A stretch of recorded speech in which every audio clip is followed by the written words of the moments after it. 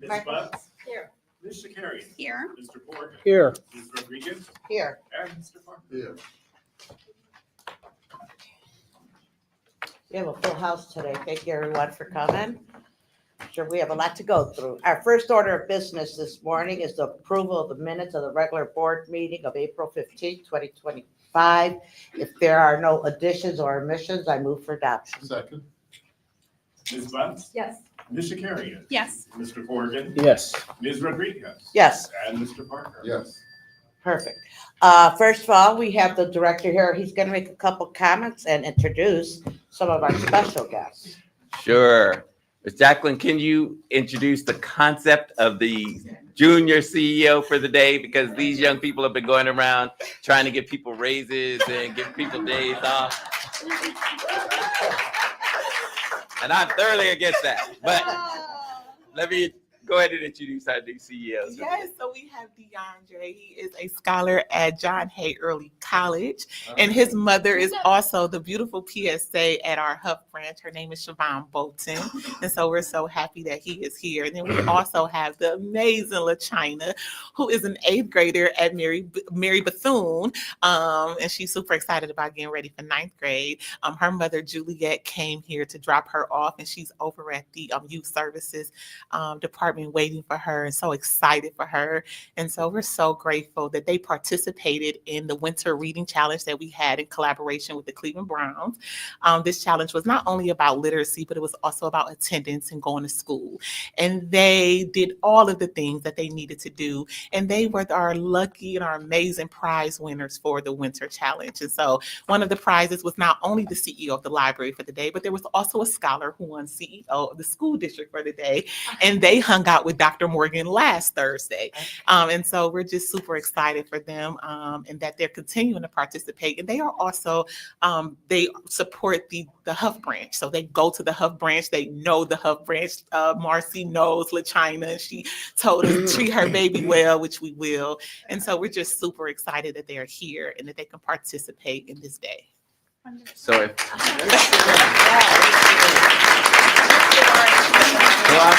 we'll start with LaChina, get my seat. Yes, I'm going to speak. And although the CEO never gets to actually hit the Yes. gavel, I think it's always Yes. one thing before you say something to get people's attention. Yes. I don't know what to say first. So I don't know if I should introduce myself first. Oh, I don't know. Please do. Well, Please do. my name is LaChina.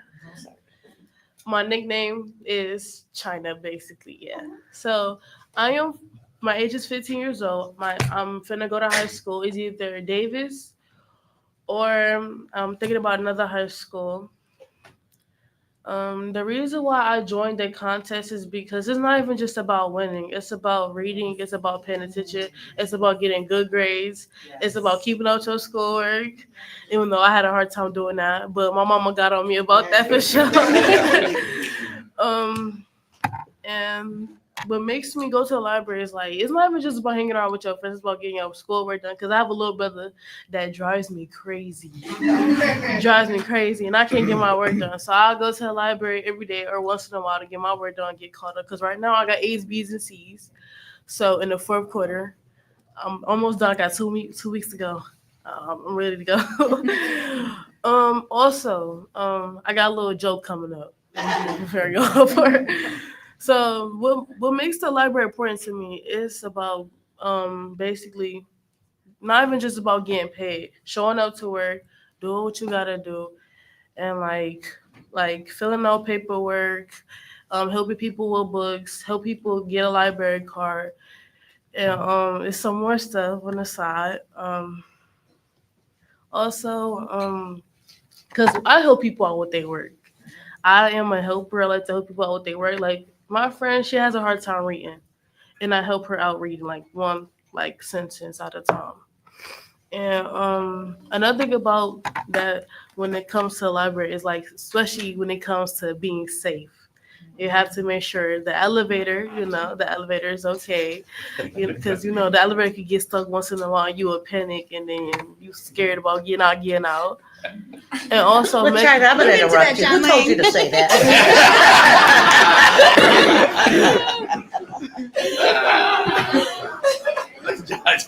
Like, where's this going? Thank you.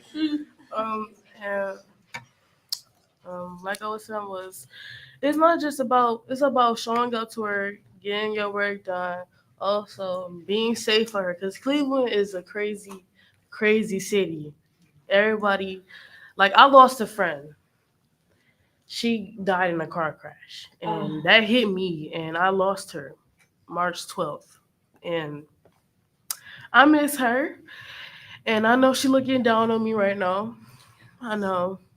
Her name was Tamara Davis. And when I found out she passed away, because me and her grew up, that was my childhood best friend.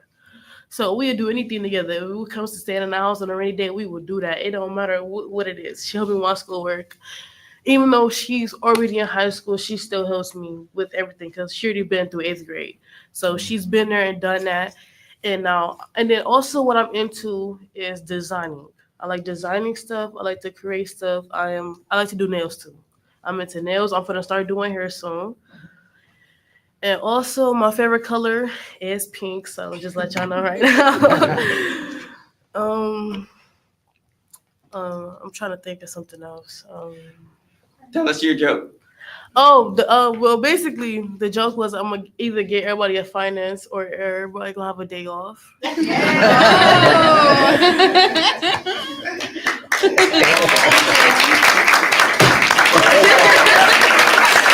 Nicely done. Nicely done. All right, DeAndre.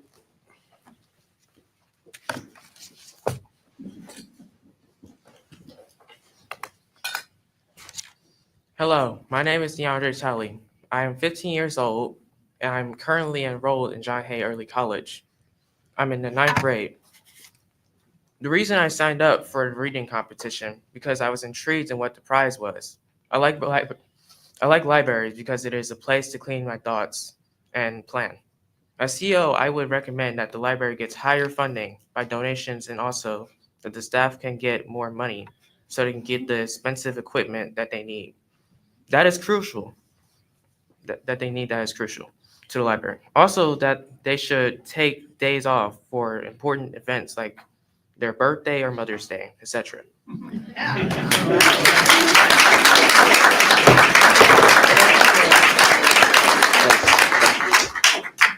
Yes, we're wonderful. Thank you, guys. Thank you. So, Hey.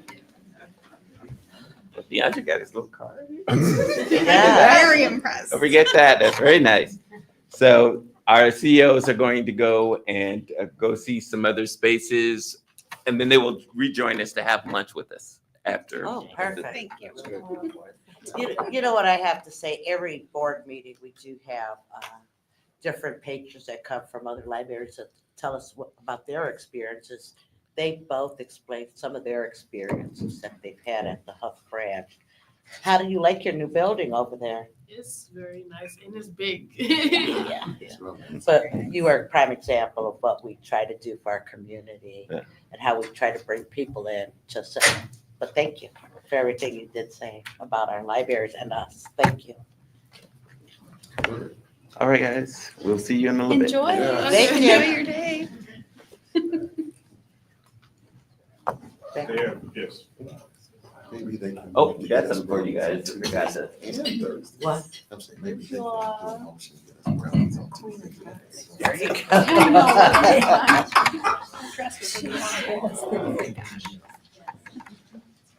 Thank you. Uh-huh. Yeah. Thank you, yes.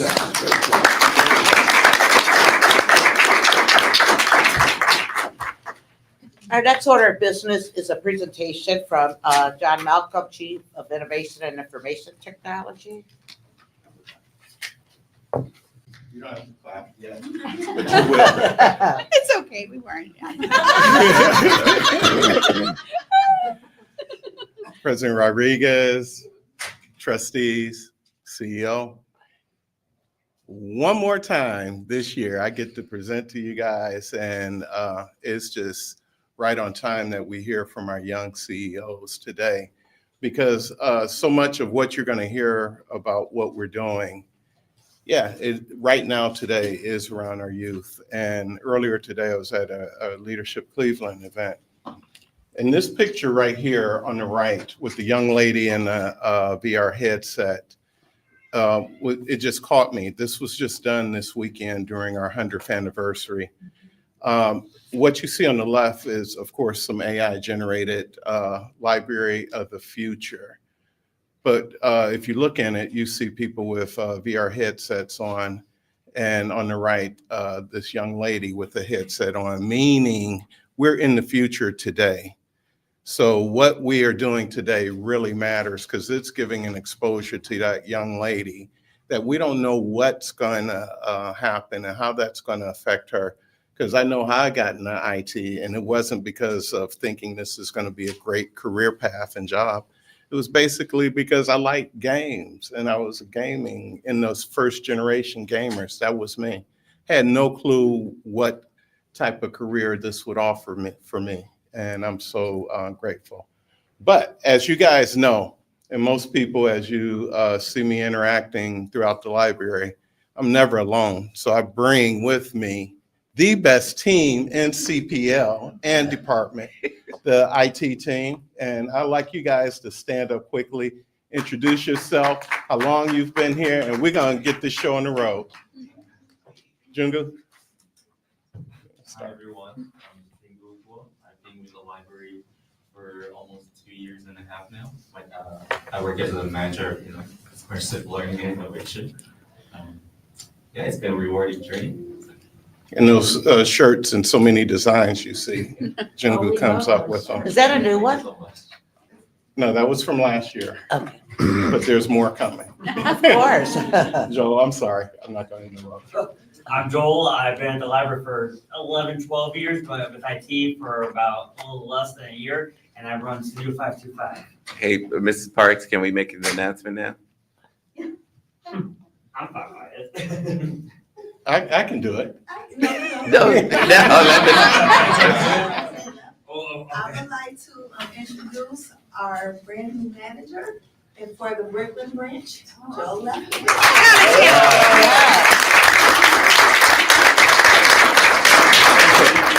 I like to be clear, Joel is our double agent. Hi, I'm Ellen Ventagna. I am a creative tech engineer and I've been in the library almost 2 years now. Welcome. Tim Phelps, network administrator, and been at the library going on 8 years now. Wow. Joe Paglia, senior computer network tech, been 8 years now. Me and Tim were hired on the same day. Great. Brian Martin, IT project manager, and it'll be a year next month. Robin? Robin. Robin, like, where- Hi, I'm Robin Shannon. I've been here a little over a year. I'm the assistant manager at Tech Central. My name is Liana Pacheco. I'm an IT admin assistant and I've been here about 9 months. Melissa Cannon, I'm a creative technology engineer and I've been with the library just shy of 14 years. Okay. Could be. I am Cindy Camp. I've been here for 2 months as IT coordinator. Excuse me.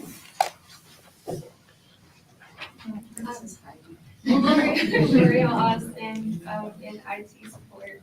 I've been here 6 years.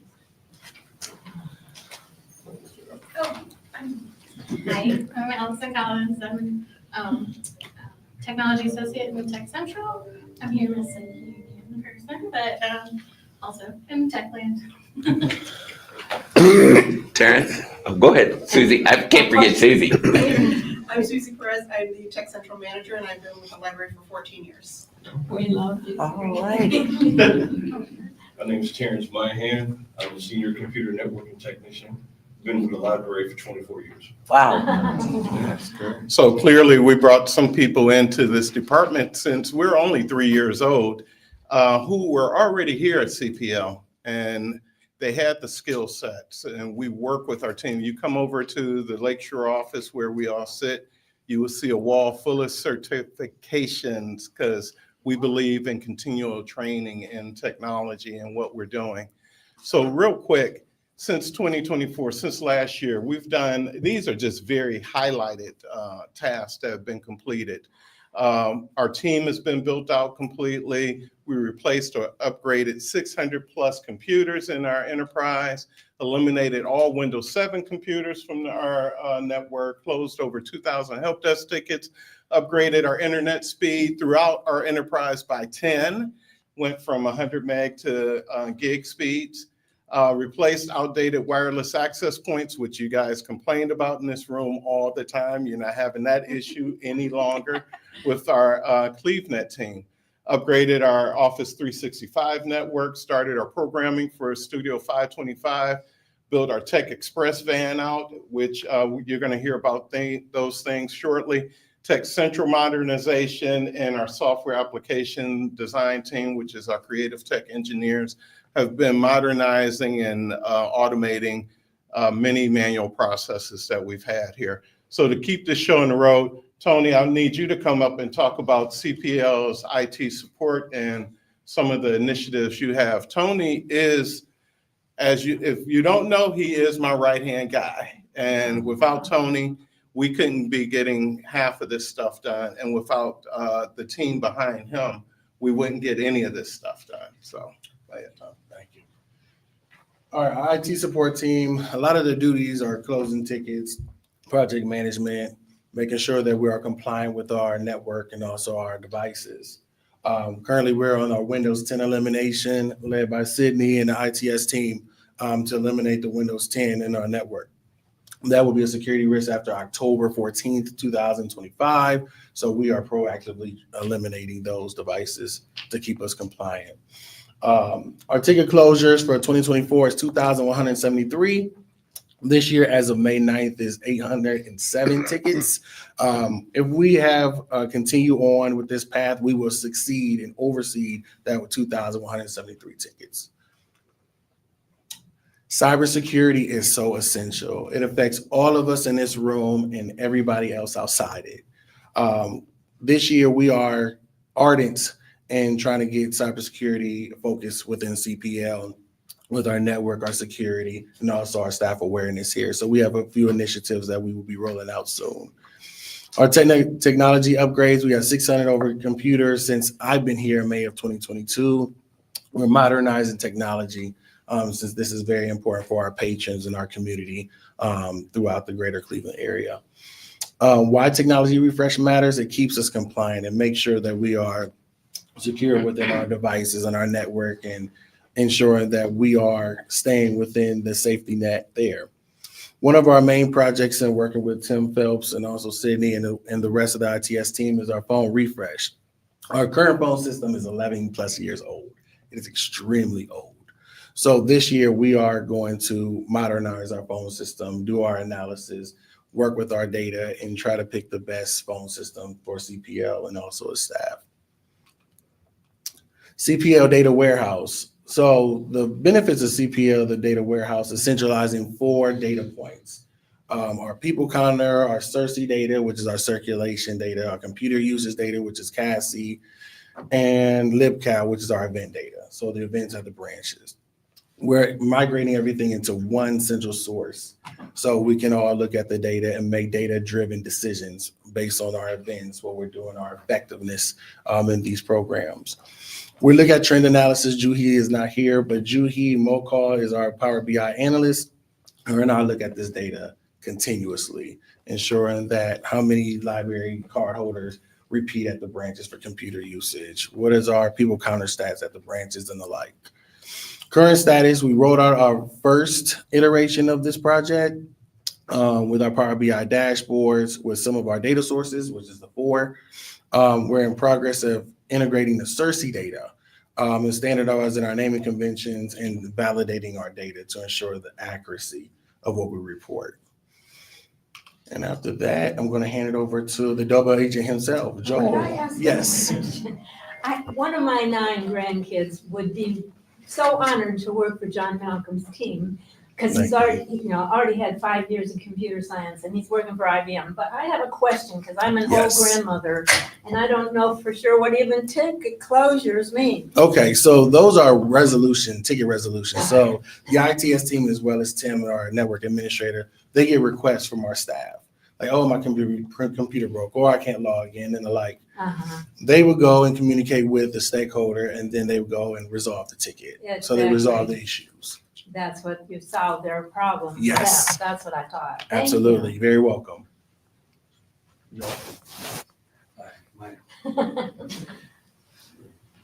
Hi, board. So right now at the moment, before I make my transition to the broken branch, is I help run the studio, I manage Studio 525. And basically I view it as like, I'm a Disney Imagineer, but in a tech space, and we try to make it a very fun, innovative way from them signing in on an old retro computer where they have to hack into the space, to being able to play games, build computers, whatever they want to do, the space is there for them. The main things that we have done this last year is there's 5 3D printing computers, so they can 3D print for free using the PwC grant money.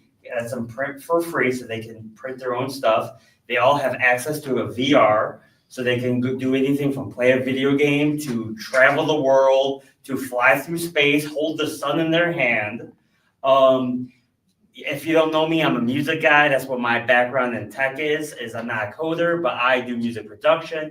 So we teach the kids how to do podcasting, streaming, making beats, where they also can play guitar, learn how to play drums, but instead of just playing drums, it's hooked up to a video game. So the game teaches them how to play.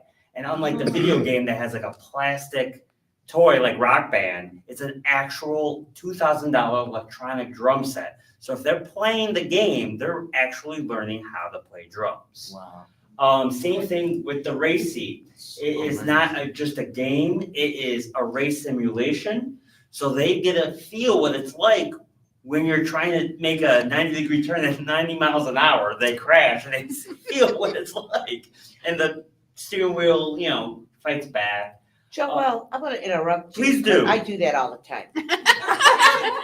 Does that teach people like how to drive? So that's the next thing.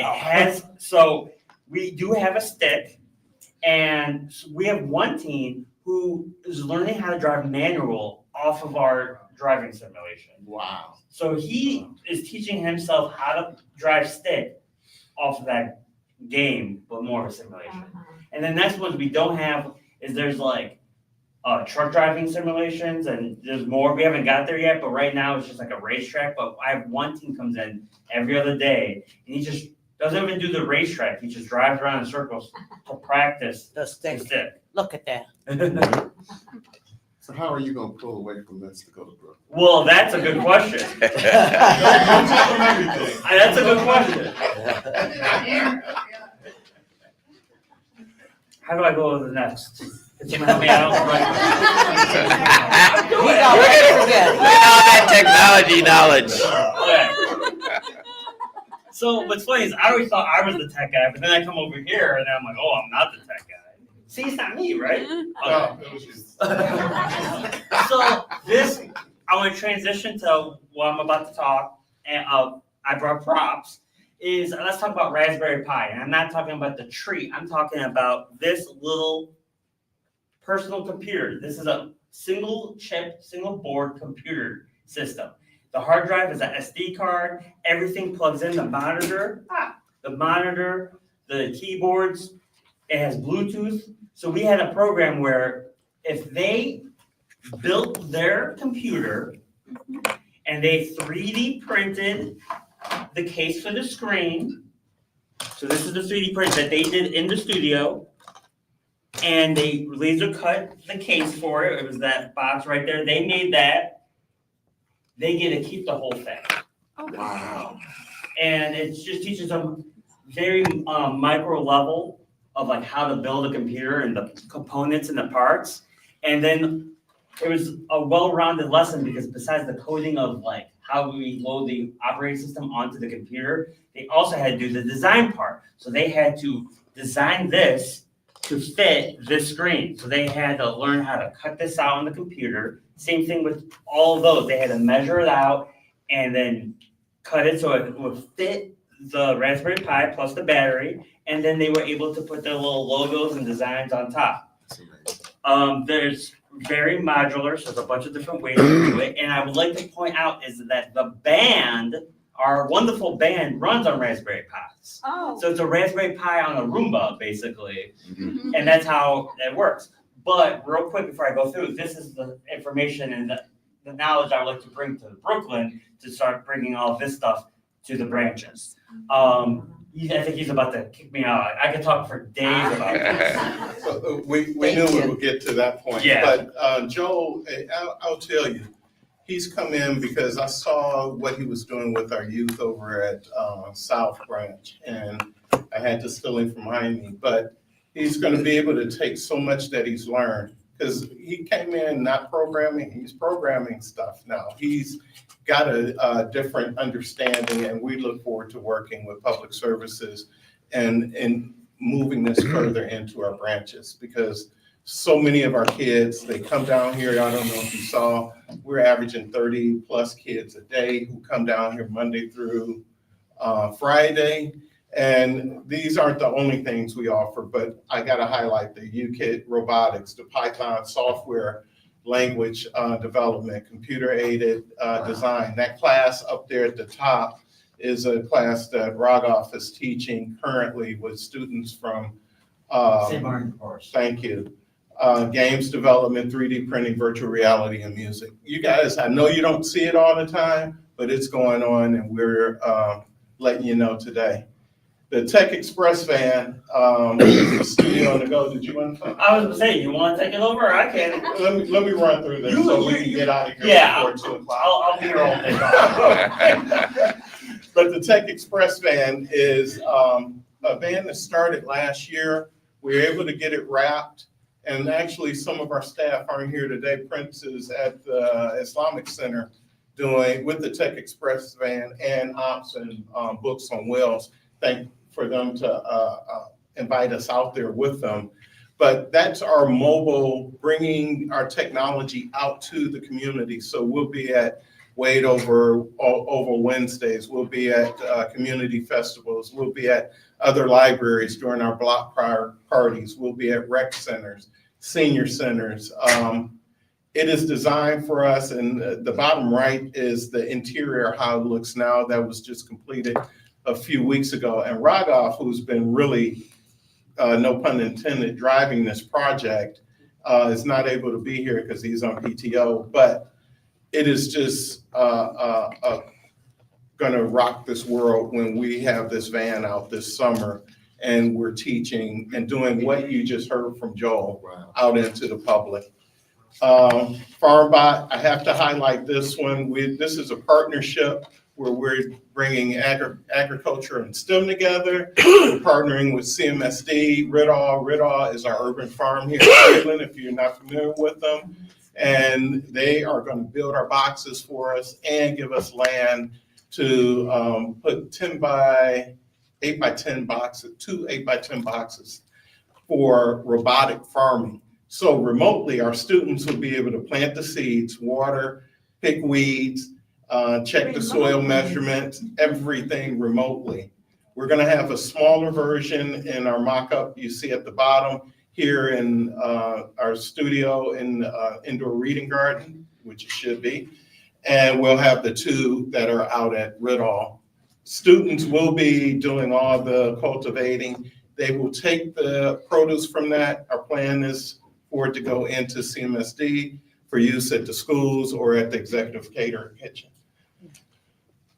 Tech Central, everybody knows about Tech Central.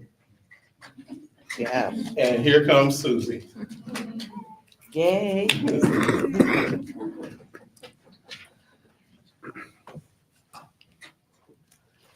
All right, good afternoon, everyone. And to those who are online, I'm Susie Perez, I'm the Tech Central manager. I'm going to bring you back to 2012 when Tech Central opened. If you haven't been down there, it was large space, 90 plus public access computers, family workstations, adaptive stations, and a very small makerspace.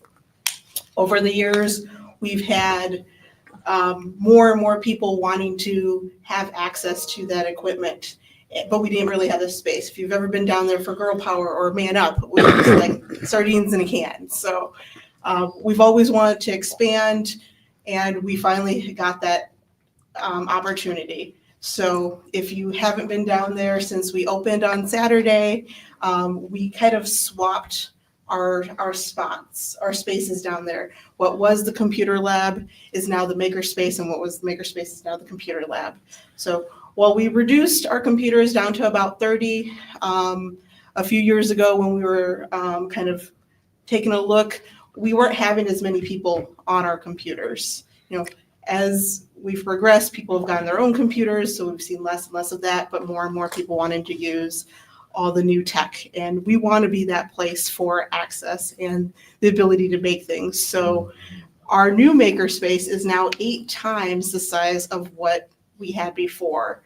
We have many of our staples, laser engravers, 3D printers, vinyl printers, but we've also added an embroidery machine, a sewing machine, UV printers, a vacuform, and I've got some samples here to show you and some gifts, and a recording studio. We have new technology, so all of our computers are up to date, and we have this new beautiful video wall that we're going to have digital art. We're going to hopefully have our weather cam up there so that you can see what's going on the lake, our weather dashboard. Something I did not include this on here is that we are going to be partnering with the EPA with their FLAG program and their air quality monitoring. So when the air quality is not good, we'll be able to share that information with the city. So we're looking forward to that. And we're going to continue our digital literacy classes out in the branches. We don't just serve Maine, we serve all 27 locations and continue our one-on-one instruction. So this is just a few photos of what Saturday looked like. It was very busy. Everyone was super happy and excited about the new space. And if you haven't been down there, I'd be more than happy to give you a little private tour. Thank you. Thank you, Susan. So I would be remiss if I didn't have an AI video going and for our imagination of that library of the future, which we are well on our way to becoming and leading this nation in. So I know we're on the right track because I'm getting calls. We have other libraries coming to CPL to see what we're doing because they're hearing what we're doing. And this is all done because of this team that you've heard from partially today. Thank you very much. Thank you. If I could just have a few words. So John is absolutely correct. Tomorrow morning, a group of 5 staff members, including their CEO from the Columbus Metropolitan Library System, is visiting us. They want to see what we're doing around our tech centers and our maker spaces, and they're very excited to join us. And you know, what John Malcolm has been able to create in such a short time, I think folks don't understand, you know, how we were situated. All our work was being, our technology work was done for us by CleveNet. And so when you're doing the tickets for 45 other library systems, or 46 at that point that CleveNet was doing, sometimes Cleveland would be delayed in the number of tickets we would have. So to create our own IT department was just simply an incredible thing to do, considering you know, the work that had to be done around that. So I want to thank John and for his leadership, Tony, of course, for all that they've done to make this happen and for us to be able to be where we are, technology comparison. Even, you know, I think I've mentioned this, but when we were the Library of Congress was looking at us for the grant, they called us the OGs in technology, right? And I was like, did you really mean the original gangsters of technology? And they were like, yeah, that's what we meant, because you guys have been doing this work for a lot, and a lot of that was built off the reputation we created with Tech Central. So kudos, guys. Excellent. Kudos. Thank you.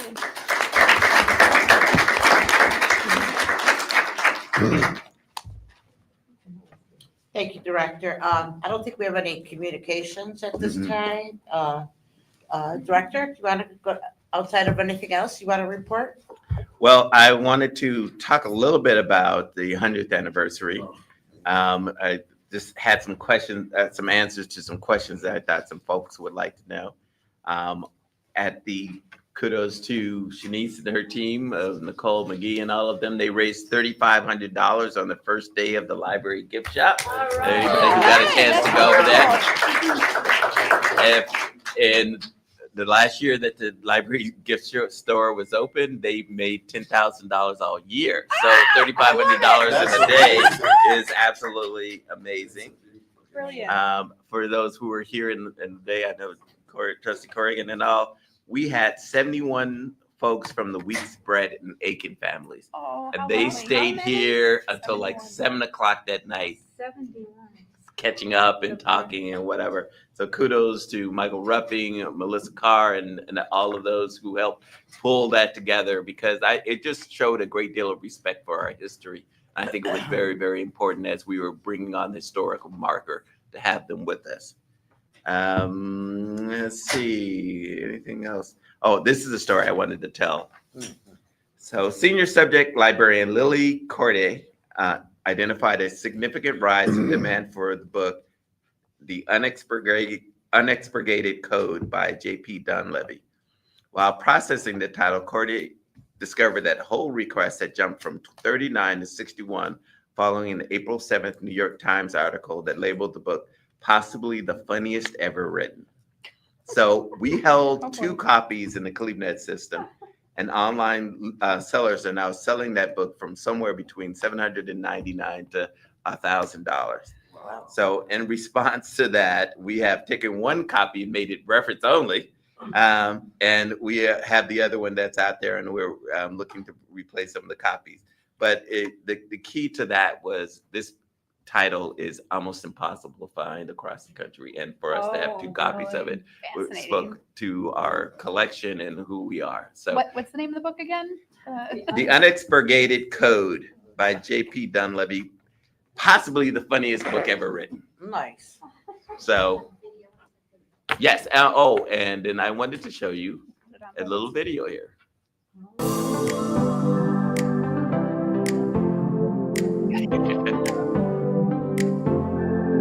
That boy.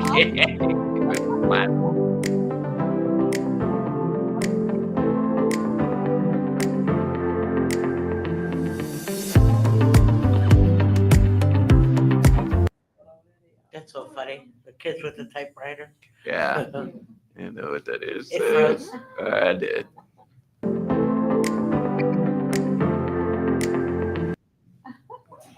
It loves the band. It wants to So pause on the much band. for all of that. John. John left us. When you do it outside of IT, sometimes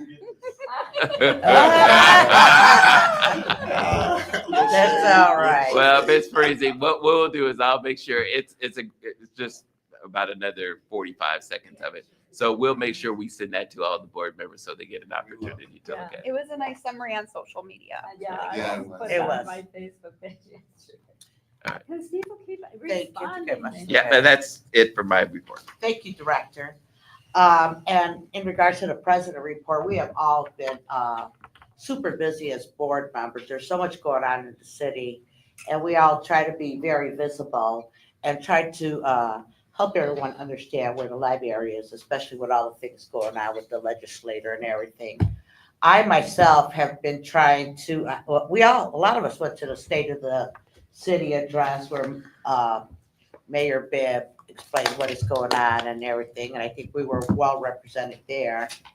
And the director and I also, attended the Arab American Night, which was very interesting. It was held at the County Library on Snow Road. Mhm. It was a fun night, just something different, and they do recognize everyone. But the last 2 things were like, wow. Christina Ha, the author, The Blind Chef, oh my gosh. I was like ready to pull some rank to get her food. It smelled so good. I don't know how many of you watch cooking shows, and y'all wish you had smell-o-vision. We did. And I think I was hungry. I didn't have no dinner. But it was so wonderful. And the audience, it was a very large crowd that night, wasn't it, Director? Yeah. And her book was so great. I Oh my gave gosh, a copy to how my she sister does for her it is just birthday. phenomenal. It's just not only being a chef, but the talent that Can she you has. imagine being blind and doing all that? I don't know how she does it. I think it was wonderful. And one of the events, I think it was last week, because I can't keep, was at the Martin Luther King branch. It was Those Who Give Black. It was a beautiful presentation. They also have an exhibit there about different community members who try to contribute to the entrepreneurship of the African American committee here. And I think one of the things that they pride themselves on, it ain't just about how much you're giving, it's when you're giving. So they even had a young man there who's 10 years old, that he was being displayed for him wanting to donate as well. And it's very nice. So it's an exhibit on the second floor of MLK. And we're having that space, and they could it shows everyone who's giving back in the community. I don't know if anybody, I know somebody did a bus trip around here. A couple of you guys did. Well, Trustee Parker and I joined the director at the Ohio Library Council Trustees Dinner, and it was wonderful to be in a room with our fellow trustees who are all advocating for our funding at the state level and getting that update and being collaborative, working together to make sure our funding is expanded, preserved and expanded. So It was a great night. I always like when I go into a room and you have other folks, trustees from other libraries coming, commenting on CPL, especially those who used to be part of CPL, saying, wow, they're just so proud to not only live in the city, but to know they're part of something like that. And then that night was just crazy because then we had a staff, I think at the vice president of the trustee board, maybe of Summit County or Akron County. She comes up to me and says, hey, you used to tutor me in chemistry in 10th grade. Oh my gosh. I almost did a tongue for it and I started crying. Because, and she's doing well in life. So it was a great evening. it was really nice. Yeah. Oh, wow, that's wonderful. I'm a big fan of Comic Book Day. So I visited 3 branches and saw that about half of their supply was gone by 11 o'clock. Nice. And we do this with Carol and John comic store at CAMS, and there were 300 people in line at the comic book store. At Cam's Corner? At Cam's Corner. So it was an amazing day, and for us to cooperate with them and to make Comic Book Day what it is.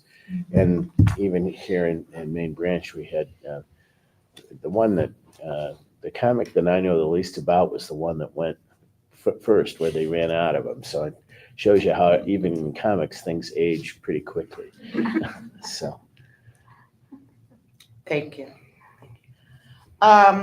We're now going to move into the Finance Committee report. Trustee Corrigan, please. Yes, resolution, Exhibit 1 is a resolution to accept the gifts for the month of April. The Finance Committee did meet on Tuesday, so these have been gone over more exhaustively during that session.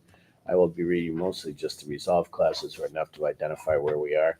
Resolved that the gifts described in the gift report for April 2025 be accepted upon the conditions connected with said gifts in accordance with Section 3375.40K of the Ohio Revised Code. So moved. Second. Ms. Bunt? Yes. Ms. Shakarian? Yes. Mr. Corrigan? Yes. Ms. Rodriguez? Yes. And Mr. Parker? Yes. Exhibit 2 is a resolution to accept a grant from the McGregor Foundation for senior programming. Whereas the McGregor Foundation has awarded the library a grant in the amount of $15,000 to support the programming, this programming, and whereas the grant funding will support specifically transportation costs, food, and professional service fees for author and presentation. Whereas the board expresses its gratitude to the McGregor Foundation for its generous support and hereby authorizes the library to accept the grant. Be it resolved that the Board of Trustees of Cleveland Public Library, pursuant to the authority granted under Revised Code 3375.40K, formally accepts a grant from the McGregor Foundation in the amount of $15,000 for deposit into the Founders Fund account 203046-46100 restricted gifts, and be it further resolved that the executive director, CEO, or his designee is authorized to enter into and execute any necessary agreements or instruments to implement the terms of this resolution, subject to the approval by the library's chief legal officer. So moved. Second. Ms. Bunce? Yes. Ms. Shakarian? Yes. Mr. Corrigan? Yes. Ms. Rodriguez? Yes. And Mr. Parker? Yes. I'm glad the Golden Gala will come back. I thought that was a really nice event for patrons. A resolution to accept funding from, Exhibit 3 is a resolution to accept funding from the Cleveland Public Library Foundation. Whereas the Cleveland Public Library Foundation fundraises and seeks grants from various organizations and donors in order to be able to provide financial support to the library.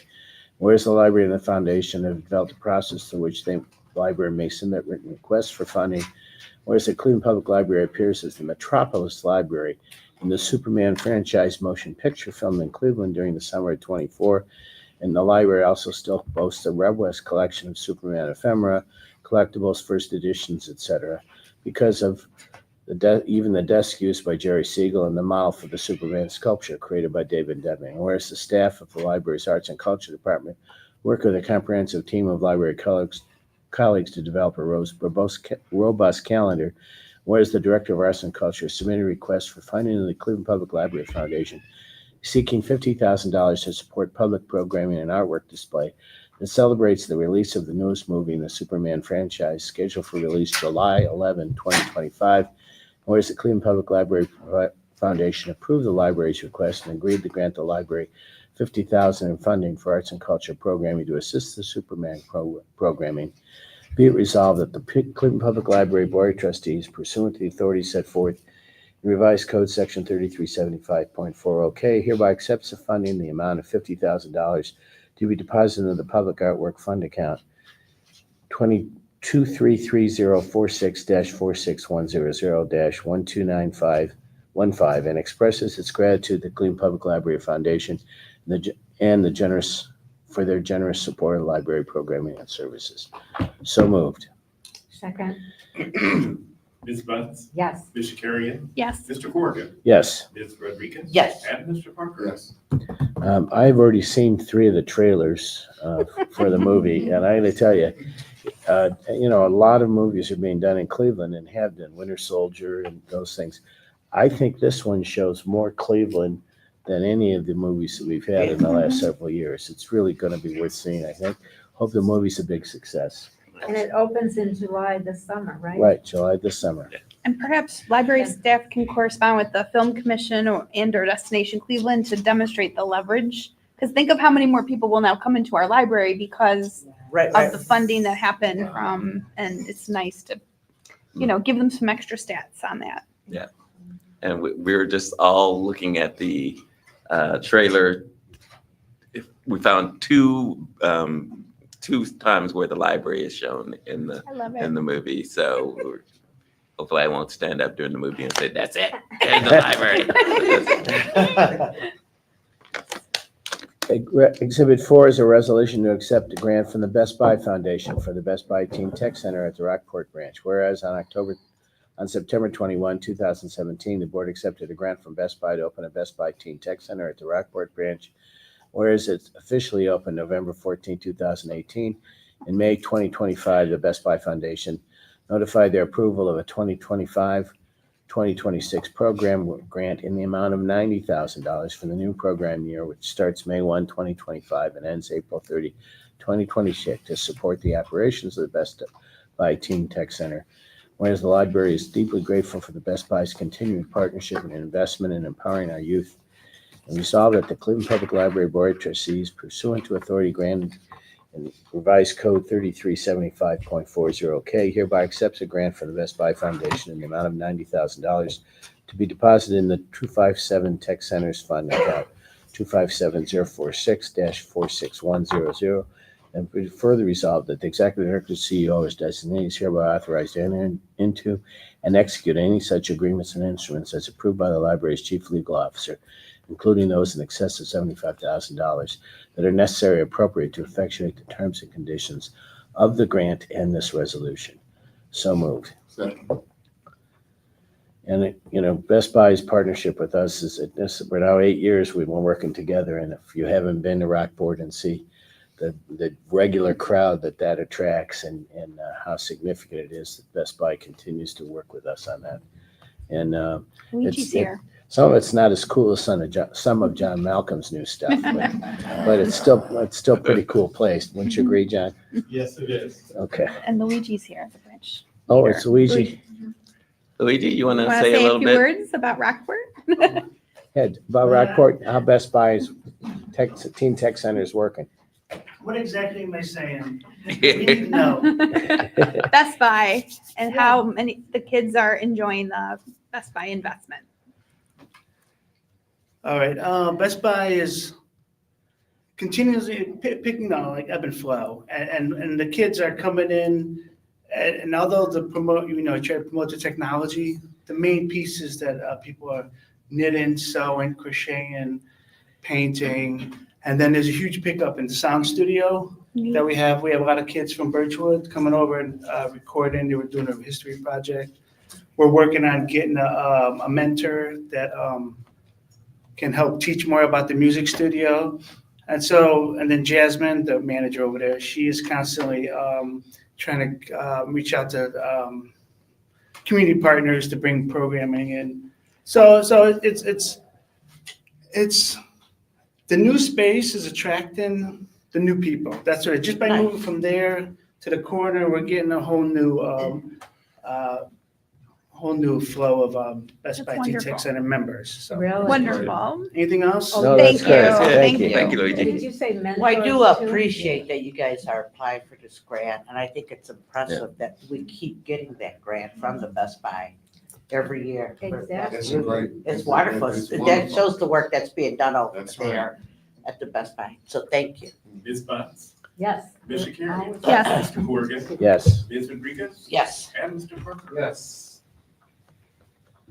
Exhibit 5 is a resolution to ratify grant agreements with the Jack Joseph and Morton Mandel Supporting Foundation. Whereas on April 15th of this year, the board authorized executive director and the chief legal officer to negotiate and enter into a gift agreement with Jack Joseph and Morton Mandel Supporting Foundation as part of MSF's generous philanthropic investment into the library's renovated Fleet branch and the facility's master plan.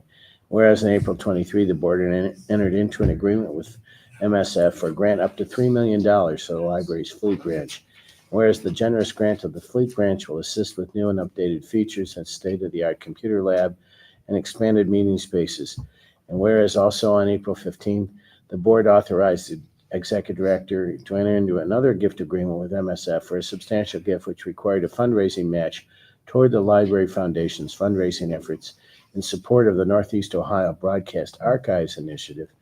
And whereas on April 23rd, 25, the library entered into a grant agreement with MSF for a challenge matching grant of up to $1 million, which is contingent upon the library raising matching donations in an amount of at least $2,015,512, no later than March 31, 2026.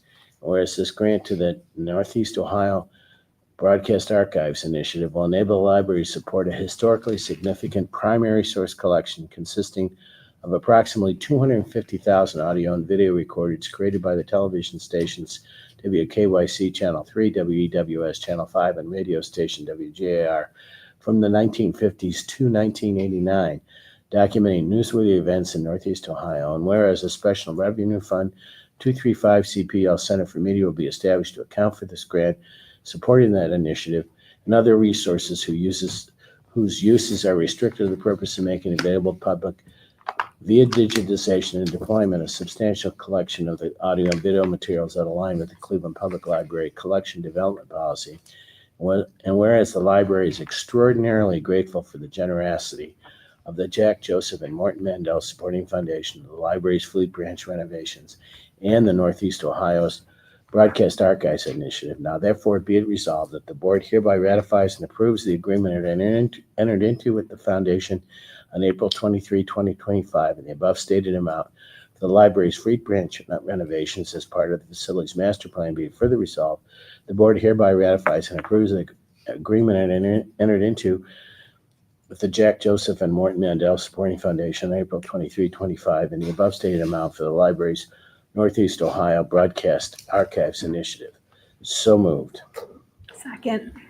And as you probably all know, this is a really, really big deal. There's probably no other place in the country where a collection like this is both being preserved and digitized, and most significantly made available to the public so that people can really see So what happened. 250,000 recordings from all those. Yeah. Give or take. From 1950 Well, to and 1989. incredibly moving philanthropic investment. I mean, this is Yeah. so Yes, it is. special for a private funder to recognize the public use of these archives in this Well, way. that and the Fleet branch, I mean, those are very generous. Yes. Ms. Buck? So yes, we're voting, yes, we Yes, accept. yes, times 5. Mr. Corrigan? Yes. Ms. Rodriguez? Yes. And Mr. Parker? Yes. It's quite an honor to get this investment. This is truly Okay. Exhibit 6 is a resolution to purchase computer hardware from MNJ Technologies Direct Incorporated. Whereas Microsoft has officially announced that Windows 10 will reach its end of life on October 14, 2025, after which no free software updates, including crucial security patches and bug fixes, will be provided. Devices equipped with Windows 10 will still be operational following that date, but their continued use would create significant cybersecurity vulnerabilities. And whereas to ensure compliance with cybersecurity best practices and to maintain a secure and efficient IT environment, the library's IT department recommends a library transition to Windows 11. Many of the library's existing computers that use Windows 10 are not compatible with Windows 11 due to hardware limitations, and therefore new computer hardware is required. Whereas the IT department sought proposals from 3 vendors and received the following: for 77 all-in-one computers, 10 touchscreen notebooks, 5 HP ZT G9 tower workstations, and 23 HP ZT G9 small form workstations. The bids were MNJ Technologies, $167,410, Bloom Technology, $172,135, and CDW-G, $214,820. Now therefore be it resolved, the board authorized the executive director and CEO or designee to purchase from MNJ Technologies Direct, Inc., the computer hardware described in its quote dated April 23, 2025, which is attached to this resolution, in the quantities at the price and the prices set forth therein, for a grand total purchase price not to exceed $167,410, with the expenditure being charged at general fund account 130100055-55530, computer hardware. So moved. Second. Ms. Butts? Yep. Ms. Shakarian? Yes. Mr. Corrigan? Yes. Ms. Rodriguez? Yes. And Mr. Parker? Yes. The next resolution is Exhibit 7, a resolution to approve Group 2 of the Facilities Master Plan and to authorize selection process of architectural and engineering firms for the Group 2 projects. Whereas on June 19, 2018, the board authorized the library to contract with Bielowski Partners Architects to develop a facilities master plan. Whereas the master plan that Bielowski developed recommended a phased approach, and on April 18, 2019, the board approved a list of 13 branches in the first phase known as Group 1. Whereas Group 1 was subsequently divided into 2 subphases, and the East 131st Street, Mount Pleasant, Fleet, and Sterling Brand project were deferred to later stages of the master plan by the board actions on June 18, 2020, September 17, 2020, and May 16, 2023. And whereas in preparation for the second phase of the master plan on February 15, 2025, the board authorized the library to amend its agreement with Bielowski to review and update its recommendations for the second phase of the plan. Whereas in the updated master plan, Bielowski recommends that Group 2 consists of the following 11 branches and 1 support building: Addison Renovation Addition, Collinwood Renovation Addition, East 131st Street Renovation, Fleet Renovation Addition, Fulton Renovation Addition, Mount Pleasant Renovation, South Brooklyn Renovation, Sterling Renovation and Addition, Union Refresh, Harvard Lee Renovation Addition, Memorial Nottingham New Construction, and Maintenance Facility New Construction. And whereas Bielowski estimates that the 12 projects comprising Group 2 will cost approximately $53,850,000, and that construction will take place over a multi-year period. The library administration is examining the available options for funding the various projects and for sequencing their construction. Whereas rather than dividing Group 2 branches into subphases, this time the administration will send the library's best interest to maintain maximum flexibility for the sequencing of Group 2 projects, and accordingly recommends that the CEO initiate qualifications-based selection process set forth by statute to identify the architectural engineering firms interested in designing the improvements to one or more of the Group 2 branches, whereas the following completion of the request for qualifications process, the library administration will present to this board its recommendations for grouping and sequencing the Group 2 projects and for proceeding with improvements. Now therefore, be it resolved that the board hereby approves the selection of the branches in Group 2 of the master plan and approves the recommended types of improvements for each branch as set forth in this resolution. And be it further resolved, the board also authorizes the executive director, CEO, the chief operating officer, and their designees to issue a request for qualifications as required by statute to select architectural and engineering firms for the 12 projects comprising Group 2 of the master plan, including any combination of one or more branches. So moved. Second. Obviously, as our distinguished chair always points out, we promised when we got the levy passed that we would touch every branch. And this is the fulfillment of the second part of that promise.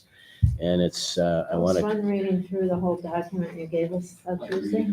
Yeah, The Tuesday presentation was very helpful and just reconfirmed our promises made, promises kept to the taxpayers. So I just want to thank John Lang and the staff and for everybody in the library who's up. These things don't just happen in the building of it, it's the coordination between branches, things that had to be closed and then reopened in phase 1. And now in the second thing, we'll have a lot of that sort of stuff. So I just want to thank everybody in advance for the continued cooperation. Ms. Bunce? Yes. Ms. Shakarian? Yes. Mr. Corrigan? Yes. Ms. Rodriguez? Yes. And Mr. Parker? Yes. Exhibit 8 is a resolution authorizing purchase and installation of new signage for the main library campus. Whereas the library has been constructing, renovating the neighborhood campuses of the facilities master plan, which is also incorporating updated and improved signage at the library's locations. Whereas the downtown main library is celebrating its 100th anniversary this year, the administration desires to renew and upgrade the main library signage for a better wayfinding experience and to be consistent with the working standards that have been part of the branch projects.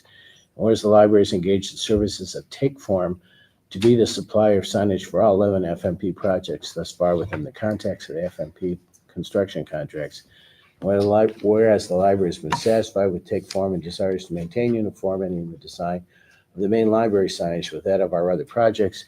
Whereas Take Form is able to offer the library pricing according to state term contracts and is proposed to supply the refreshed signage for main library at a price of $103,854.20. Whereas the library administration finds the price to be fair and reasonable and recommends the library contract directly with Take Form as a vendor to supply the signage for main library in order to ensure consistency in design across the library system. Now therefore be resolved, the board authorizes the executive director, CEO, or his designee to purchase the redesigned updated signage for main library from Take Form for a total cost not to exceed $103,854.20, with the expenditure being charged to the building repair fund account 401-21003-53340, building maintenance. So moved. Second. And obviously, this is all part of obviously sprucing up the main library to coordinate with the other branches. And there was a more thorough presentation on Tuesday. It was very helpful. And just to let you know, Tom, I really looked out after your best interest because of the lighting coming in at the front. I make sure there wasn't, I asked about that. I appreciate Because I know that's one I of your always things. ask. Yes, I had to miss Tuesday's meeting because they were honoring the lawyers in the state of Ohio who've been practicing 50 years. And so I'm in that group. So I was in Columbus during the Tuesday meeting. So I apologize for not being here, but I did know about this coming and I'm very glad we're doing it. Ms. Bunce? Yes. Ms. Shakarian? Yes. Mr. Corrigan? Yes. Ms. Rodriguez? Yes. And Mr. Parker? Yes. The balance, I'm sorry, two more.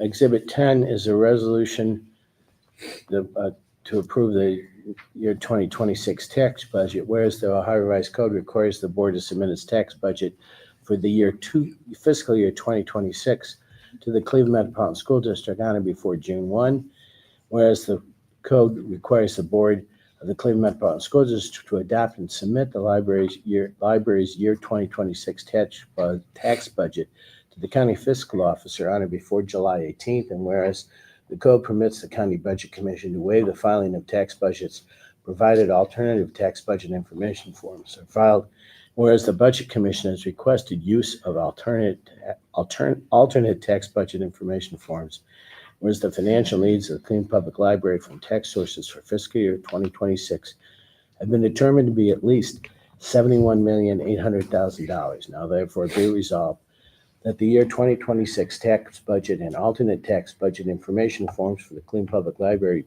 be presented to the board of the Cleveland Metropolitan School District and the Cuyahoga County Budget Commission as required by the Ohio Revised Code. So moved. Second. Ms. Bunce? Yes. Ms. Shakarian? Yes. Mr. Corrigan? Mr. Gordon? Yes. Ms. Rodriguez? Yes. And Mr. Parker? Yes. In my rush, I managed to skip over Exhibit 9, which we'll do at this point. Resolution approving the public. That was 10. We just Or- did 10, right? Yeah, so I missed 9. Mhm. So resolution approving public library fund allocation agreement commencing January 1, 2026 and terminating December 31, 2027.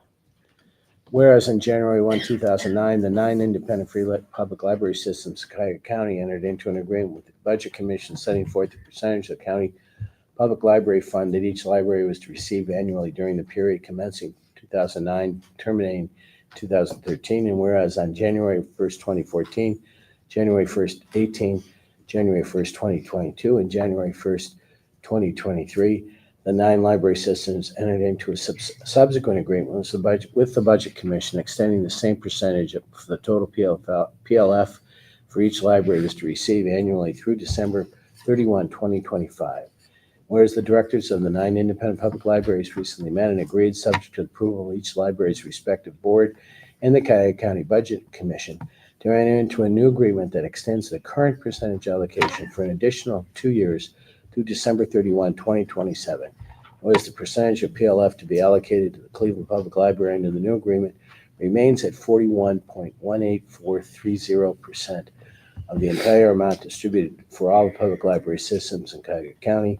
Whereas the board has determined that the allocation set forth above is fair and reasonable, now therefore be resolved that subject to the approval of the Cuyahoga County Budget Commission and the approval of the Board of Trustees of each of the other independent free libraries in Cuyahoga County, this board hereby approves an agreement commencing January 1, 2026 and terminating December 31, 2027, the terms and conditions set forth in the agreement, which substantially conforms to the agreement attached to this resolution and incorporated herein by reference, which provides that the percentage of PLF to be allocated to the Cleveland Public Library under the new agreement is 41.18430%, and be it further resolved that the President of the Board of Trustees is authorized to execute any agreements, amendments, or other documents necessary or appropriate to effectuate the agreement, which is the subject of this resolution. I, Thomas Corrigan, introduce the resolution for passage. We'll ask for a second, Second. and so moved. And the second? Second. Trustee Shakarian. Ms. Bunce? Yes. Ms. Shakarian? Yes. Mr. Corrigan? Yes. Ms. Rodriguez? Yes. And Mr. Parker? Yes. And this is the point where I get to remind everybody the history that when in 1985, when I came on this board for the first time, the 9 independent systems had already, it's hard for me to talk about legal fees as waste, but there was a waste of more than $4 or $5 million in legal fees while the 9 systems fought about how to distribute the public library fund in Cuyahoga County. I'm happy to say that since that time, every year, we've been living under an agreement where the 9 systems cooperate. Quite frankly, there was probably no larger cooperative government funding agreements that have been going on that long, regardless of whether it's your suburban, wealthy, or inner city or inner ring suburb. The fact is, the 9 systems in Cuyahoga County are a model for how governments can work together to continue to provide services to the public in their best interest and not waste it fighting over it. And the only other caveat is, as you all know, the House of Representatives and the General Assembly this year deemed it appropriate to abolish the Public Library Fund, which is an abominable idea, and we're counting on our state senators and ultimately the governor, who's been supportive, to prevent that from happening. But if anything, we've been an example of why the Public Library Fund works in here in Cuyahoga County. Wow. Thank you. And we should say how we appreciate every citizen in Cleveland who has been calling those senators or emailing them, because it's not a final thing until June budget is approved, right? I mean, maybe they can still accept the PLF. What we want, of course, is that 1.75. So please keep requesting it, and maybe people power is strong, right? Yep. I agree. Hopefully. Did we vote? Call the vote. We did vote on that. Yes.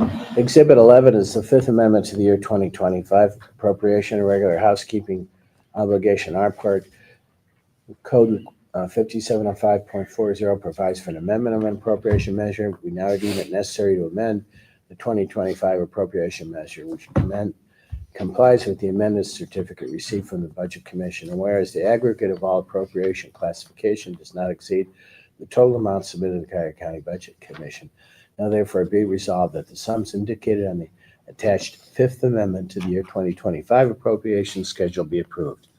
So moved. Second. And Ms. this- Butts? Yes. Ms. Shakari? Yes. Mr. Corrigan? Yes. Ms. Rodriguez? Yes. And Mr. Parker? Yes. And I know I wasn't here Tuesday, so I should have been here to ask the question, what are our big things in this group, Carrie? We're appropriating the 3 grants that the board accepted at this meeting, the Best Buy Teen Tech Center and the CPLF restricted donation for Superman and the $15,000 for McGregor Foundation. Great. Thank you. Thank you. The balance of the Finance Committee report consists of the regular reports for the report on the fiscal officer's report, the report on investments, report on conference and travel, report on all vendor expenditures, report on expenditure made from the owners to contingency funds for West Park, Eastman, MLK, Rockport, and Glenville projects. Report F, which is the report on expenditures made from owners contingency fund for the high density shelving project.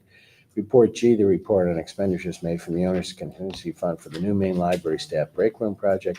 Is that break room project finished now, or? It is. Mhm. Report on expenditures, Report H is the report on expenditures made from the owner's contingency fund for the Tech Central renovation project, Report H. Those reports are in order and ask them to be included in the record of these proceedings. Thank you, Trustee Corrigan. And I wanted to do one other thing if I could. Before we next meet, we'll be approaching Father's Day. For most of 30 years, the Major League Baseball, of which I have a close association, has been helping to work on prostate cancer awareness. And I'm wearing the blue ribbon today. In my family, there's been a regular practice of a regular experience of prostate cancer. And so I've been able to keep track of mine, those scores and screenings that have to be done. In October, I was screened for the first time in all the previous ones I've done with the possibility of real prostate cancer. And in January, we confirmed with a very high-tech test that can be done now, both MRIs and PET scans, that yes, indeed, I had metastatic prostate cancer. But because I've been screening and I was early, a very expensive $14,000 a month medicine, and thank good for health insurance too, has been prescribed for me. And so over the last 45 days, I am about 90% to being cured.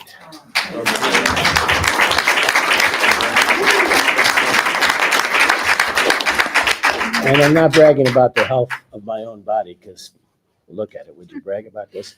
But the reality is that this is a good example to particularly all the men on our staff and all the men that you may know.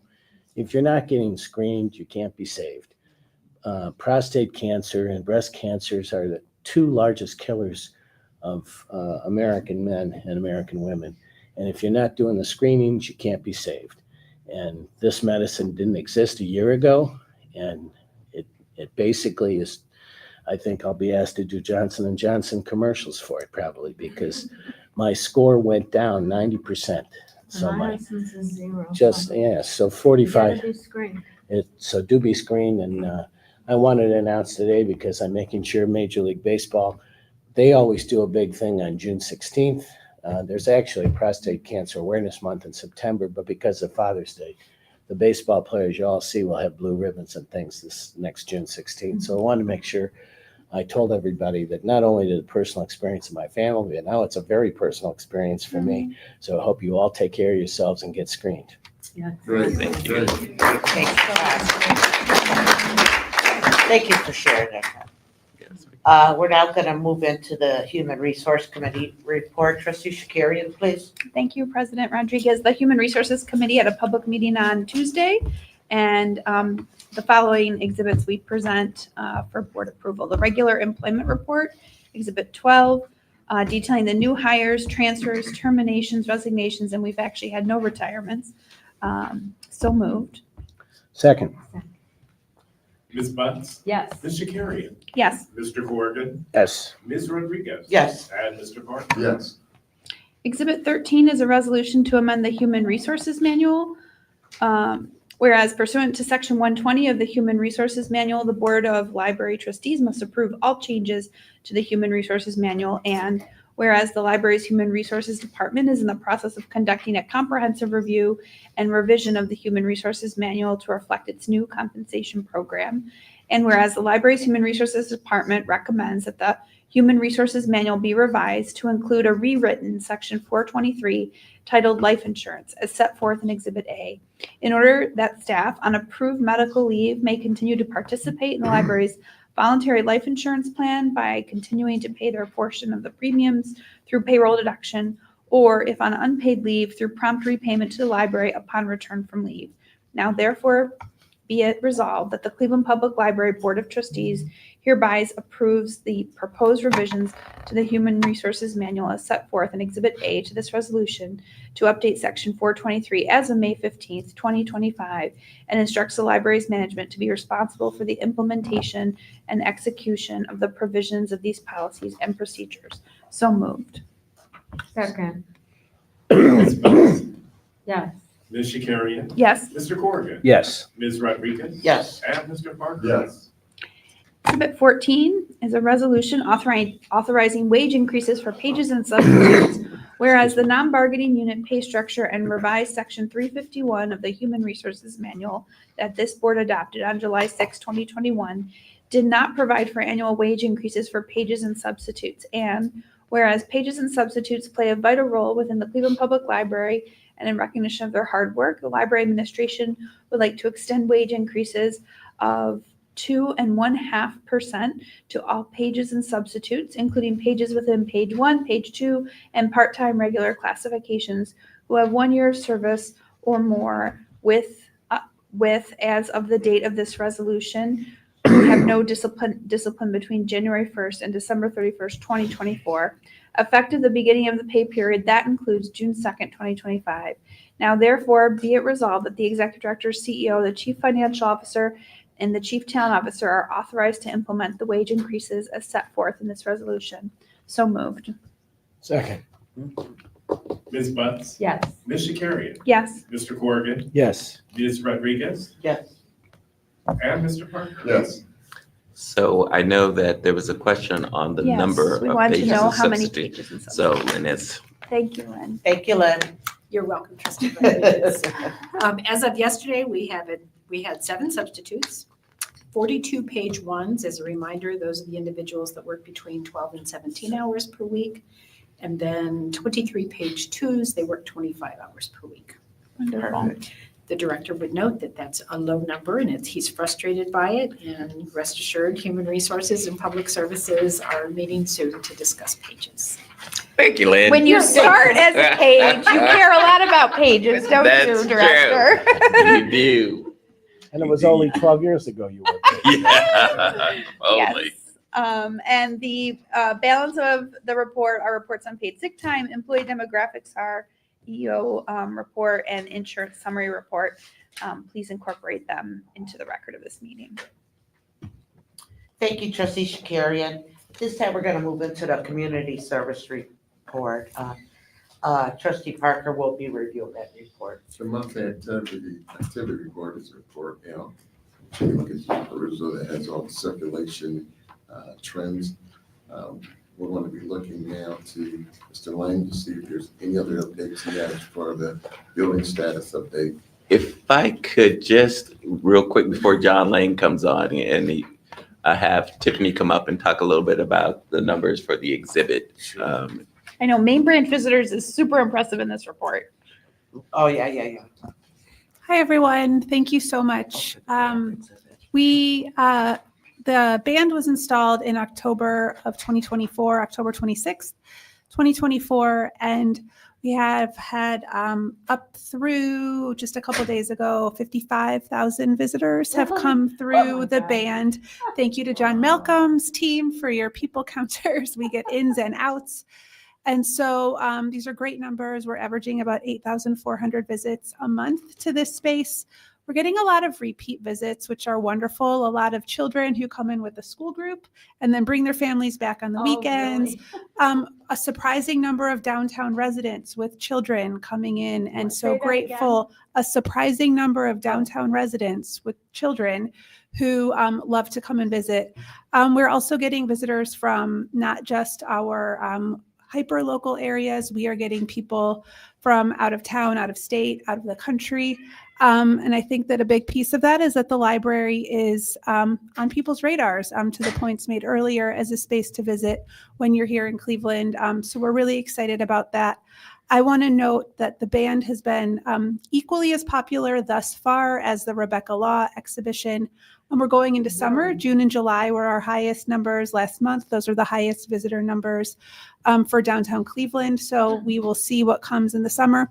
I think one of the things that's been really amazing for our team, who's been spending a lot of time down in that space, is we hear people who say, there's always something cool happening in here. And so it's really great that we're on people's radars as a place to look, like, what can I do with my family, with my friends, with my out-of-town visitors, and they're choosing to come to the library. So we're really excited by that.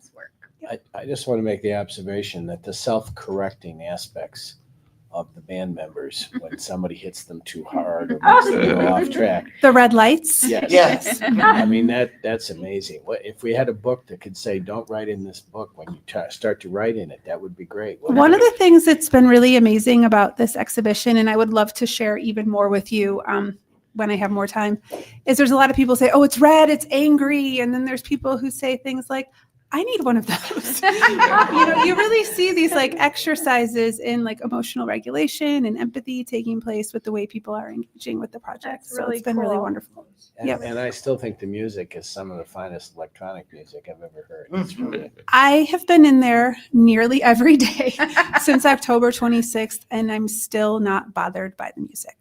So you stay there 1 second. Sure. John Lang, if you would join her so you guys could talk about the lighting. Oh, sure. So we have come and talked to you about this lighting project that we wanted to do in the Eastman Reading Garden. And I'm delighted to share that it is installed and it's beautiful. If you haven't had a chance to visit it. Tonight we have to come. Yeah. So it comes on 30 minutes before sunset and goes off 30 minutes before sunrise. It's on a solar calendar and solar timer, so it's self-correcting all throughout the year. To do that, we worked with our amazing programming team. We have like 40 different color schemes that we can select for this. We have a ton of different awareness months. We have our local sports teams. So it's just been really rewarding and really, really beautiful. It was intentionally done to elevate the Eastman Reading Garden, which long before I came to work here was my favorite public space in the whole city. And so I'm delighted I get to be here all the time and help make it better. The lighting makes it safer, makes it feel more like a defined place for people to be coming. And I hope it's a really beautiful addition to all of the other lighting that's been added to downtown as well.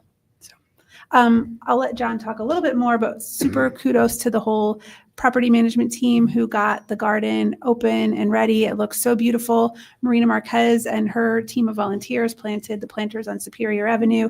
So it's just like a really beautiful outdoor experience right now. And we had our first library sound bites, which is a weekly lunchtime musical program every Wednesday in the Eastman Reading Garden. Hope Wondowski is putting that together.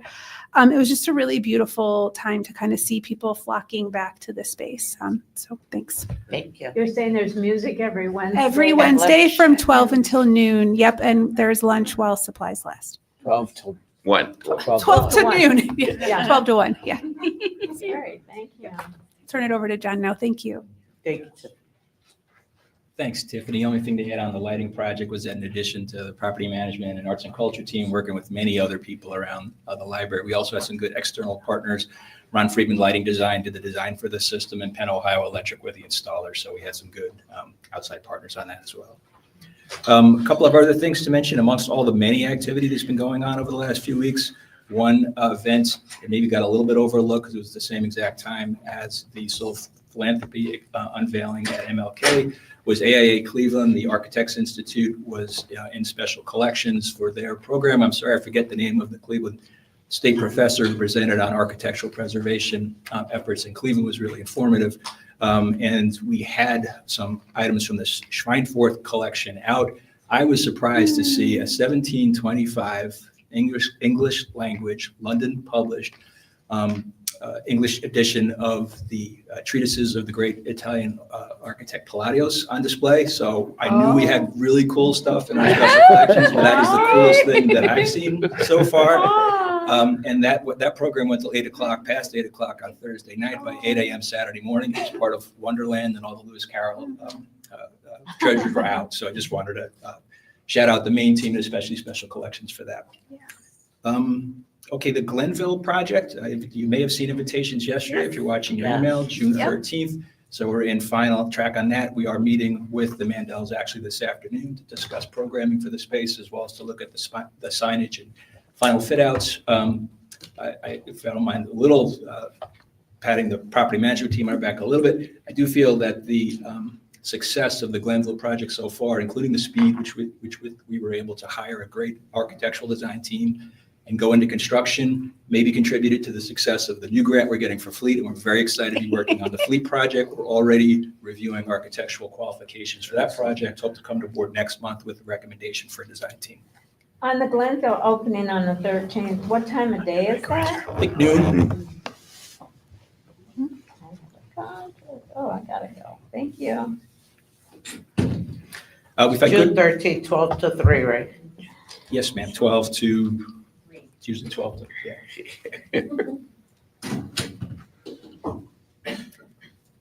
On the Walls project, so we continue to move forward on the Walls project. We've been meeting regularly, both the project management teams as well as the legal teams, really dotting the I's and crossing the T's on the joint development agreement to Korea as we're waiting for our partners to close their financing. We have not yet signed the construction contract, but we're still optimistic for a June mobilization and are tentatively holding June 6th as a ceremonial groundbreaking date. One more thing. I'll just pass this around. Proud to represent the library last week. That date was June 6th, just I want to make sure. June I caught 6th, it. it's a Okay. Friday. They're both Fridays. I know we've done a lot of events on Saturday, but these are Fridays.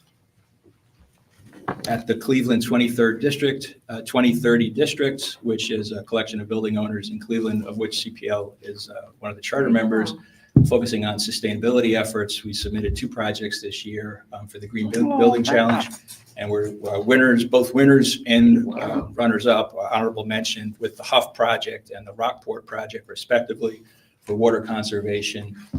And all of our FNP projects are of 100% stormwater detention on site, as well as low-flow fixtures and great reductions in water consumption. So that was nice to hear that.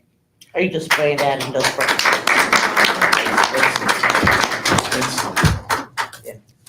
That's all for buildings. Thank you. Thank you. Go to advocacy. Thank you. Say I marvel at the cross-functional support that we get. I couldn't do the work without John. I couldn't do the work without marketing, public service. So we work really, really well as a team, as you can see. As it relates to advocacy, I know you guys received a communication from Stephanie earlier this week, kind of sharing that OLC and 7 library directors across the state testified in front of the Education Committee. There has been additional testimony by OLC with the Government Oversight Committee and Health Committee, and they're going to go back to the Education Committee for additional testimony. Per our conversations with our lobbyist, Tim Cosgrove, we should be getting a sub-bill from the Senate around the 21st, later next week. So we'll have more information on where the Senate actually landed. Director Thomas shared with me that some members of the board attended the OLC trustee dinner, and I open it up to you for any thoughts or feedback on that dinner. That was great, informative. Gave I think it was pretty efficient giving us updates of what's going on. I enjoyed it. It was very helpful. And I think also understanding the deeper history of, well, our role with the Ohio Library Council and, 80 years of collaborative funding statewide, right, is pretty significant. And there's also this fall, we're hosting in Cleveland, the Ohio Library Council convention for this year, which is, we'll have, I'm sure, a big part of that. Yes. What month is that? November. As it relates, should I go to Yes. this? Okay, as it relates to the foundation, a lot of stuff has been shared. We're so grateful for the Mandel Foundation for their gift. We were super excited to host our first director salon that was sponsored by Clearstead and Squire Patton Boggs, where they brought some of their clients for an exclusive opportunity to meet with Director Thomas, hear his story, and meet with our wonderful special collections staff. Some of those collections that John mentioned, a lot of the people who came, it was about 14, it's an intimate opportunity. They didn't know that we had the breadth of things that we have in this institution. So it's raising awareness about it. They're telling people, and if you're interested in learning more about a director salon, I'd be more than happy to share that with you. The Walker Weeks breakfast and Aiken breakfast was amazing. It was an opportunity for us to meet with them, and they all asked what can they do more to support this institution. So my team will be following up with them to they had all these ideas, from funding to donating paintings and proceeds to support the library. So it was a very, very great opportunity. And we're getting ready for our mid-year appeal and our board meeting, the foundation board meeting coming up. So that's all. So for future salons, if we as board members can be included to help promote the library as their small talk, that would be wonderful. Okay. But I think we as a board are so grateful for what you're doing, what you have done. From where we were several years ago to where and what you are doing now, it's mind blowing. There's so much to do, and you just keep doing and doing. Thank you. And I am It's a- amazed, and I thank you. Great you. It's a job. team effort. Thank you. Thank you. Is there an update from diversity, equity, and Yes. accessibility? Maria Estrella is here. Maria! Ashley is on vacation right now. How so- dare her. Good to see you, Maria. Hi, Maria. Thank you. All right, we have a few updates. My name is Maria Estrella. I'm the manager of Diversity, Equity, Inclusion, Accessibility, and Belonging for the Cleveland Public Library. All right, our first update is we are thrilled to announce a meaningful mission-aligned collaboration between the Cleveland Public Library Rainbow Readers Employee Resource Group and PFLAG Cleveland. This exciting partnership is rooted on our ongoing commitment to fostering an inclusive, welcoming environment for all patrons, especially our LGBTQ+ community. Together, we will increase access to inclusive educational resources via 4 educational pamphlets that will be made available to our community in our community informational areas within our branches, social science, and international languages, because they will be in Spanish. Another update is in May, the DEI-AB department, in collaboration with the Ohio Library for the Blind and the Print Disabled, also proudly hosted the Writers and Readers Thanksgiving Brunch with Christine Ha in honor of Asian American and Pacific Islander Heritage Month and the launch of our main library's 100th anniversary celebration. Christine Haas, celebrated chef, author, entrepreneur, and winner of MasterChef Season 3, captivated attendees with a powerful story of resilience, identity, and creativity. Her live cooking demonstration filled the Louis Stokes Auditorium with the aroma of comfort and cultural connection, and the event reached over 200 in-person guests and 97 Zoom attendees across Ohio. The event was a shining example of cross-departmental collaboration and inclusive programming. And we would like to thank everyone who contributed, visible and behind the scenes. Their dedication was truly appreciated.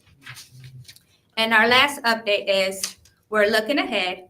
The DEI/AB department and the Cultural Diversity Employee Resource Group is excited to represent the library at the 2025 Cleveland Asian Festival on Saturday, May 17th in Asia Town. We encourage everyone to stop by booth number 21 between the hours of 10 and 8 p.m. and just stop by and say hello. And that's all for the DEI/AB department. Thank Thank you. Thank you. You know what, I failed to mention when she mentioned Christine Hagen. We have a mobile kitchen. We have like on our stage. Mhm. That was the first time we used it, and it was like, wow. That's cool. We were all impressed with the directors, and I was there, like, wow. And it was pretty cool to see all that some of the things that we're continuing Yeah. to do, and it was a packed crowd. Thank you for providing those numbers as well. Thank you. That's the end of that. All right, well, thank you very much. We have no old business or no, we do have a couple of comments that did come in through the app that we now have. We received 3 public comments since the last meeting.